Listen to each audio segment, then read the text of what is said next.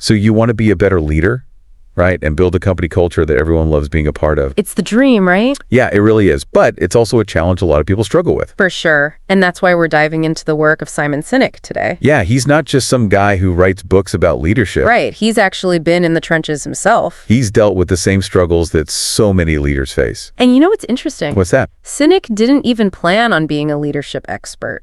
Really? Yeah. His journey actually started because he was kind of miserable. Oh, wow. So he was successful but not happy. Exactly. Like his business was doing well, but he wasn't. He was putting on this facade of success. I think we've all been there at some point. Totally. It's like you're going through the motions, but you've lost that spark. Yeah, and for Sinek, it took a friend kind of calling him out on it. Right. Like a real wake-up call. And that's what led him to this idea of the why. That core motivation that drives us as individuals and as organizations.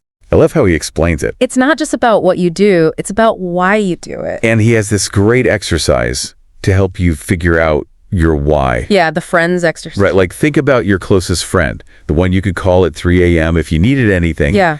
And then ask them point blank, why are we friends? It's harder to answer than you think. It really is. We usually focus on the what. Like what we have in common. Or what we like about each other. But when you dig into the why, it gets much deeper. It's like you're uncovering the foundation of the relationship. And it can be super emotional. Oh, yeah. You might even get goosebumps when they finally articulate it. Because it resonates on such a deep level. It's like you're finally putting words to something you've always felt but couldn't quite explain. And that same emotional connection is what makes people choose one company over another. One leader over another. It's about connecting with people on a deeper level beyond just the products or services you offer. Exactly. So once you understand your why, how do you actually build a company culture around that? That's the million-dollar question, right? Well, this is where Sinek's idea of the infinite game mindset comes in. Okay, I've heard that term before, but honestly, I'm not totally sure what it means. Yeah, it can sound kind of abstract, but it's actually a really powerful way of thinking about leadership and business. So break it down for me. What does it mean to have an infinite game mindset?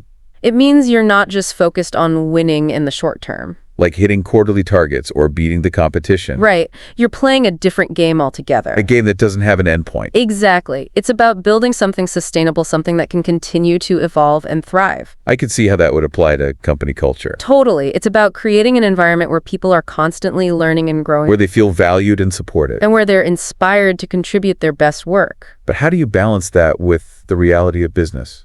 What do you mean? Like, you still have to make money, right? You have to hit those targets. Of course, but the infinite game mindset doesn't mean you ignore those things. It's more about how you approach them. Exactly. It's about seeing those finite goals as part of a larger journey. So like, even if your ultimate goal is to sell your business someday, you can still play the infinite game along the way. By building a strong culture, by taking care of your people, by making decisions that benefit the long term. Exactly. And that's what separates the truly great leaders from the rest. It's not just about winning, it's about building something that lasts. That makes a positive impact on the world. And that's something we can all aspire to. Absolutely. Okay, so we've talked about the why in this infinite game mindset. Right. But how do you actually get people on board with this vision? Yeah, it's not like everyone's just going to automatically buy in, right? Especially when you're first starting out. Right. You're not going to win over the whole world right away. So where do you even begin? Well, Sinek talks about this thing called the law of diffusion of innovations. Okay, that sounds kind of complicated. Yeah, it does, but it's actually a pretty simple idea. So what's the simple version? Basically, it means you don't need to convince everyone right off the bat.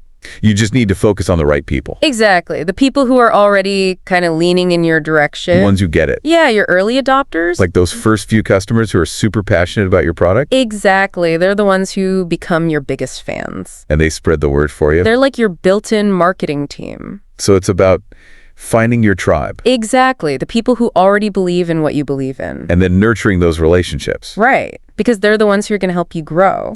And Sinek actually has a personal story about this. Oh, yeah? What's that? So back when he was first starting out as a speaker and consultant, he was struggling financially. Like a lot of entrepreneurs do. Yeah, and he would actually turn down work.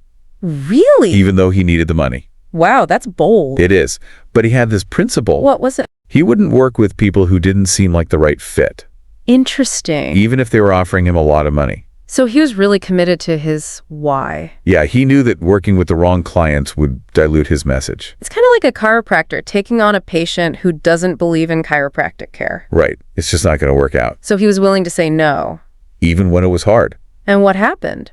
It actually led him to better clients in the long run. How so? Because those early adopters, the ones who really believed in him, Yeah. they became his biggest referral sources. So it paid off in the end. It did.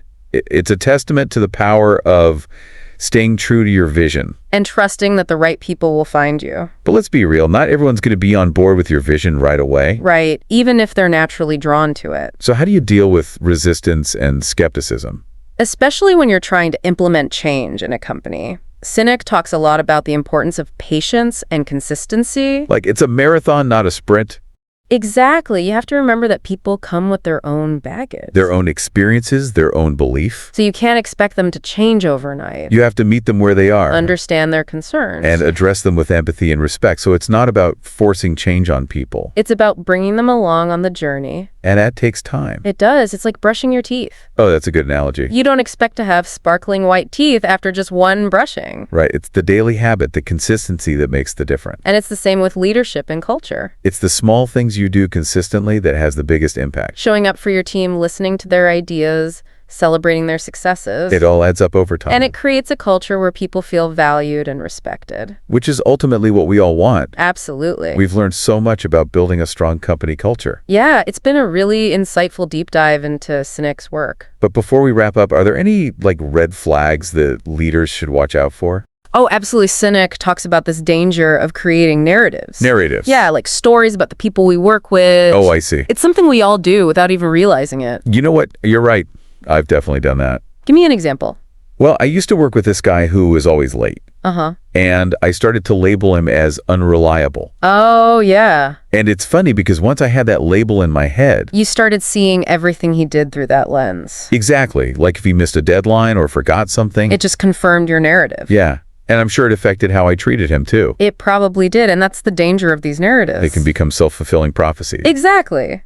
Like if you label someone as lazy... They're never going to get the chance to prove you wrong. Because you're not going to give them the opportunity. And the worst part is, we often don't have the full story. Right, we're just seeing a small slice of someone's life. Like maybe that lazy employee is dealing with a sick family member. Or the negative one is going through a personal crisis. We just don't know. And that's why it's so important to approach these situations with curiosity. Instead of judgment. Exactly. Like next time you catch yourself labeling someone, Pause and ask yourself, what could be going on beneath the surface? what am I missing? It's about giving people the benefit of the doubt. And remembering that everyone has a story. Building a thriving culture isn't about finding perfect people. It's about creating an environment where everyone feels safe to be themselves. Flaws and all. And to contribute their best work. Because when people feel safe and respected, That's when the magic happens. that's when you unlock true innovation and creativity. So to sum it all up, It all comes back to putting people first leading with empathy. and creating a culture of trust and belonging. It's not always easy. But it's definitely worth it. Well said.